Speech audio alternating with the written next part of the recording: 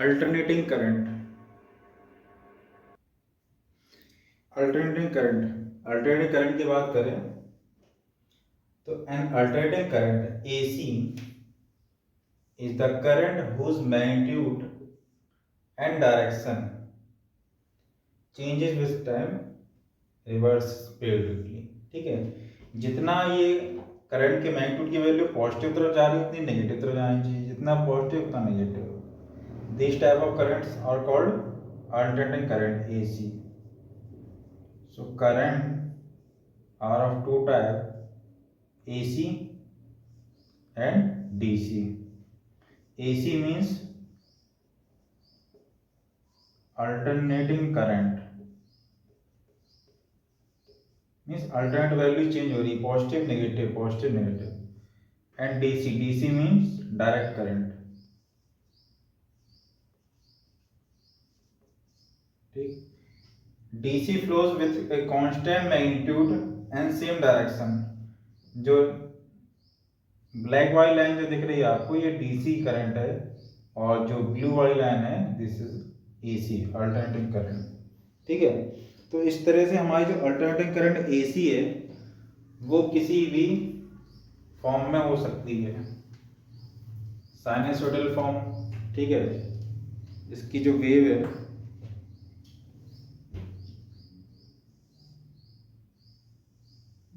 ठीक है इस तरह से ट्रायंगल फॉर्म में हो सकती है, पॉजिटिव फिर नेगेटिव। पीरियोडिकली ये रिवर्स हो रही है और पीरियोडिकली सिग्नल मिलना चाहिए। ठीक है, यहाँ से यहाँ तक ये फिर से रिपीट करेगी इस तरह से।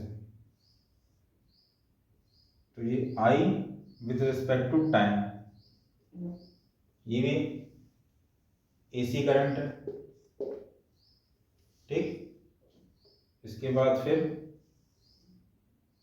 स्क्वायर भी हो सकती है, positive negative positive negative positive negative. I with respect to time, ये भी यहाँ पर किस तरह से सिग्नल है, जो हाईएस्ट वैल्यू है वो पीक वैल्यू कहलाती है, plus I naught minus I naught plus I naught minus I naught, यहाँ भी प्लस आई नॉट और ये माइनस का I naught. Clear? And AC signal is a current whose magnitude continuously change with time and direction reverses। Direction उसकी reverse होनी चाहिए, वो भी periodically। ठीक है, and DC flows with a constant magnitude and same direction। Clear? इसके बाद हम इसकी कुछ इंपॉर्टेंट डेफिनेशंस देखेंगे AC के। यहाँ पर अगर हमें अल्टरनेटिंग करंट की किसी सर्किट में अल्टरनेटिंग करंट फ्लो कराना है तो यहाँ पर हम एक अल्टरनेटिंग वोल्टेज सप्लाई को अप्लाई करेंगे। ठीक, तो AC वोल्टेज को हम प्रेफर करते हैं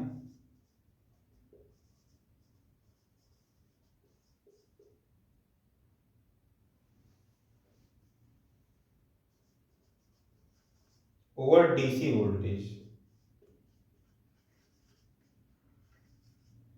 क्योंकि बाय यूजिंग ट्रांसफार्मर, ठीक है, ट्रांसफार्मर को यूज करके हम इफिशिएंटली और easily,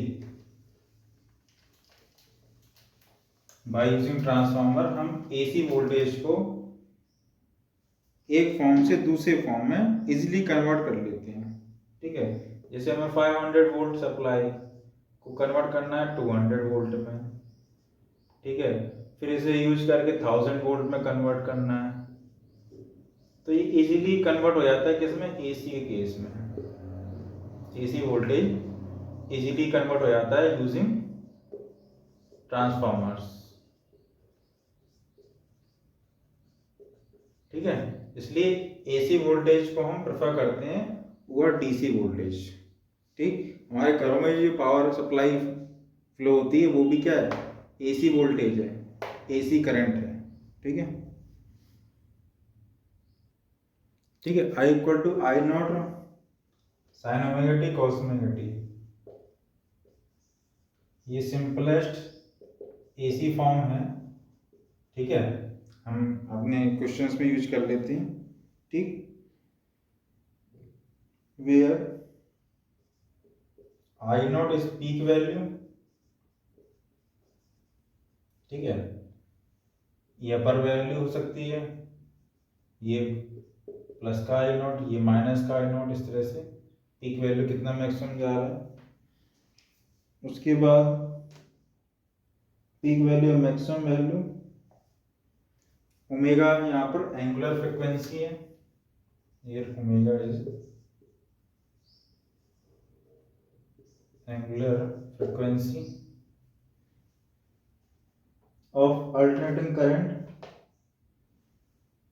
omega equal to 2 pi upon T, ये हमने पढ़ रखा है, या 2 पाई एफ। ठीक है, यहाँ पर पीरियडिकली वैल्यू चेंज हो रही है, इसलिए ओमेगा की वैल्यू कैपिटल टी और एफ के टर्म्स में, यार capital T is a time period and small F is frequency of AC. ठीक है, जो भी हम इक्विपमेंट लाते हैं उसमें लिखा रहता है 20 हर्ट्ज, 30 हर्ट्ज। ठीक, चेक कर सकते हैं एलईडी बल्ब वगैरह में रीडिंग लिखी रहती है। ठीक है, तो ये एसी जो करंट उसमें फ्लो हो सकती है उसकी वैल्यू है ये। पीक वैल्यू है मैक्सिमम वैल्यू, मैक्सिमम वैल्यू। ठीक है, आई नॉट। तो इसका जो हम ग्राफ को और अच्छी तरह अंडरस्टैंड कर सकते हैं,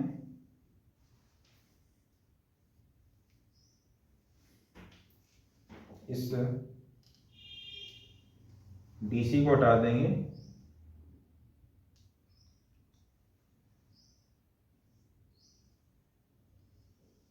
यहाँ से लेके यहाँ तक। ठीक है, 0 टू टी इसको हम अंडरस्टैंड कर सकते हैं। ये यहाँ पर कंप्लीट टाइम पीरियड है और ये t/2। ठीक है, इसको ओमेगा के टर्म्स में लिखेंगे तो t equal to 2 pi upon omega, और यहाँ पर क्या हो जाएगा t/2 या पाई अपॉन ओमेगा।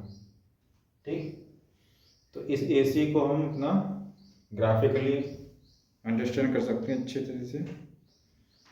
और ये यहाँ पर मैक्सिमम वैल्यू कब होती है, व्हेन t/2 एंड t/4 पे। ठीक है, t/4 पे यहाँ पर ही मैक्सिमम वैल्यू होती है पीक वैल्यू करंट की। ठीक है, आगे हम इसमें देखेंगे RMS वैल्यू कैसे निकालते हैं, एवरेज वैल्यू कैसे निकालते हैं, और instantaneous value of alternating EMF। ठीक है, जो हमें इस करंट को देने वाला जो सोर्स है उसकी इक्वेशन किस तरह से होगी, अल्टरनेटिंग EMF। ठीक है,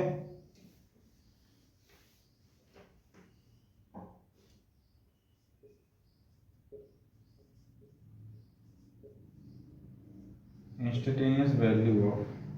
ठीक है, तो यहाँ पर ये जो वैल्यू आई की वैल्यू है, ये वैल्यू कौन सी है, ये वैल्यू तो पीक वैल्यू हो गई, ये एंगुलर फ्रीक्वेंसी हो गई। ये यहाँ पर जो वैल्यू रहती है इन्हें बोलते हैं instantaneous value, instantaneous value of current. ठीक है, तो यहाँ पर इंस्टेंटेनियस वैल्यू ऑफ EMF कितनी होगी, E equal to E0 sine omega t, E0 cos omega t. ठीक है, तो इस तरह से हमारे पास इंस्टेंटेनियस वैल्यू ऑफ करंट और इंस्टेंटेनियस वैल्यू ऑफ EMF, दोनों के लिए omega capital T F same रहेगा, जैसा आई के केस में था वैसे EMF के केस में भी होगा। ठीक है, तो हम यहाँ पर मीन या एवरेज वैल्यू निकाल रहे हैं AC की, क्योंकि यहाँ पर I equal to I0 sine omega t, ये इंस्टेंटेनियस वैल्यू, ये पीक वैल्यू है। तो 0 टू T 0 टू ये capital T with time period, जितनी ये वैल्यू पॉजिटिव जाती है उतनी ये वैल्यू निगेटिव जाती है, इक्वल एंड अपोजिट अमाउंट में। ठीक है, वन डायरेक्शन में पॉजिटिव है, अदर डायरेक्शन में उतनी नेगेटिव है। तो for a complete cycle the mean value is 0, 0 to T जो मीन वैल्यू आती है वो 0 आती है, इसलिए हम मीन वैल्यू हमेशा निकालते हैं 0 to T by two integration of, जैसे यहाँ पर हम निकालते थे average velocity total displacement upon total time, same it is total time यहाँ कितना है 0 टू टी बाई टू,